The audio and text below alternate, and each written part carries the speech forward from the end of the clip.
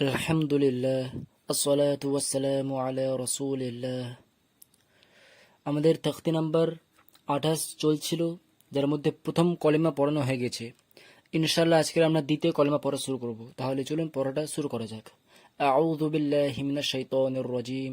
বিসমিল্লাহির রহমানির রহিম। আলিফ শিন জবর আশ, হা এটা হা আছে, ঠিক আছে, হা জবর হা, আশ হা, দাল পেশ দু, আশ হা দু। নুনটা যুক্ত, আলিফে জবর আছে, নুনে সাকিন আছে, তো নুনটা আলিফের সঙ্গে যুক্ত হবে না, লামটা যুক্ত হবে, কারণ সাকিন আর তাসদিদ পরপর থাকলে দুরুরিকা যুক্ত হয়, তো কোনটা যুক্ত হবে? যার উপরে তাসদিদ থাকে সেটা যুক্ত হয়। সুতরাং যার উপরে সাকিন আছে তার কোনো কাজ হবে না। আলিফ লাম জবর আল, লাম আলিফ জবর লা, মাদ আছে বলে টানটা বাড়াবো, লা টানটা বেশি দেব। কত বেশি দেব? 3 হারকাত টান দেব। কেন? পরে আলিফ আছে বলে। সব আগে পড়ানো হয়ে গেছে কায়দাগুলো। তো লা 3 হারকাত টান যাবে মাদের জন্য, আলিফ আছে বলে। মাদের পরে হামজা থাকলে 4 হারকাত টান যেত। তো আল, আল্লাহ, আলিফ জের ই, লাম খারাজা বিল্লা, ইলা, হা পেশ হা জবর হা, ইলাহা, আশহাদু আল্লা ইলাহা। আলিফ লাম জের ইল, লাম লাম জবর লল, ইল্লাল,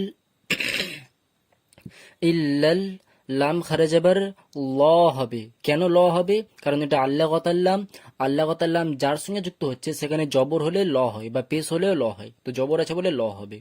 ইল লাল, লাম খারা জবর ল, হা পেশ হো, ইল্লাল্লাহু, আশহাদু আল্লা ইলাহা ইল্লাল্লাহু, আশহাদু আল্লা ইলাহা ইল্লাল্লাহু। ওয়াও জবর ওয়া, আলিফ শিন জবর আশ, ওয়া আশ, হা জবর হা, দাল পেশ দু, হাদু, ওয়া আশহাদু। আলিফ নুন জবর আন, নুন জবর না, আন্না, ওয়া আশহাদু আন্না। মিম পেশ মু, হা মিম জবর হাম, মুহাম, মিম জবর মা, মুহাম্মা, দাল দু জবর দন, মুহাম্মাদান, ওয়া আশহাদু আন্না মুহাম্মাদান। তো এটা কায়দা মনে করাই, নুনে বা মিমে তাসদিদ থাকলে গণ্য করতে হয়। তো এখানে নুনের তাসদিদ আছে আর এখানে মিমেও তাসদিদ আছে, তাই জন্য এখানেও আর এখানে দু জায়গায় গণ্য করব, মানে কিছুক্ষণ ধরে রাখবো। আন্না, তো আন্না কিছুক্ষণ ধরে রাখলে গণ্য হয়ে যায়। মুহাম্মাদান, তো এই মিমে গণ্য করব, মুহাম্মাদান। ঠিক আছে, সব আগে পড়ানো হয়ে গেছে। আমি স্পিড এই কারণে পড়াচ্ছি কারণ সমস্ত কায়দাগুলো আগে পড়ানো হয়ে গেছে। ওয়া আশহাদু আন্না মুহাম্মাদান, আইন বা জবর আব, দাল পেশ দু, আবদু, হা উল্টো পেশ হু, আবদুহু। وأشهد أن محمدا عبده। واو جبر و، را جبر را، ورا، سين واو بسو، ورسو، لام بسلو، ورسول، ها التو بسهو، ورسوله. وأشهد أن محمدا، وأشهد أن محمدا আবদুহু। আচ্ছা, বাযুক্ত হচ্ছে তো আইনের সঙ্গে আব, তো কফ ত বা জিমদাল, কলকলা কায়দা মনে করেছি। কফ ত বা জিমদাল এই 5টা অক্ষর যখনই কারোর সঙ্গে যুক্ত হয় তো কলকলা করতে হয়, তো এখানে কলকলা হবে। ঠিক আছে, সমস্ত আগে পড়ানো হয়ে গেছে, এই বইয়ের তখতি সমস্ত আগের তখতিতে সব পড়ানো হয়ে গেছে। কায়দা না জানলে আগে সেই তখতিগুলো, সেই কায়দাগুলো দেখে নেবেন। আব, আব না করে আব করব, কলকলা করতে হয়। আবদুহু ওয়া রাসূলু, আবা করব না, আবাদুহু নয়, ঠিক আছে। আব, আব কলকলা কলকলা হবে। আবদুহু, এই আব এটা করছে, এটাই হচ্ছে কলকলা, ঠিক আছে।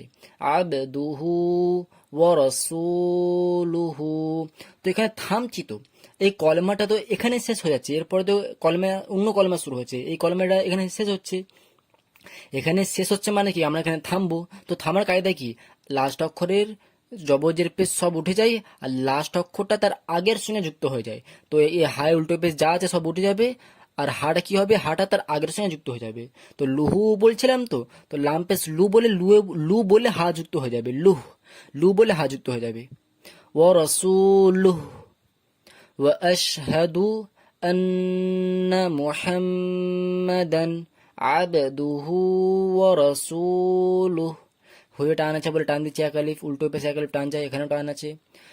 ওয়া আশহাদু আন্না মুহাম্মাদান আবদুহু ওয়া রাসূলুহু। পুরোটা বলছি শুনুন।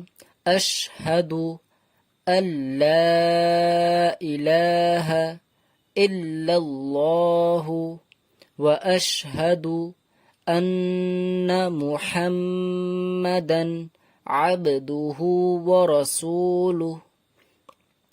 আশহাদু আল্লা ইলাহা ইল্লাল্লাহু ওয়া আশহাদু আন্না মুহাম্মাদান আবদুহু ওয়া রাসূলুহু।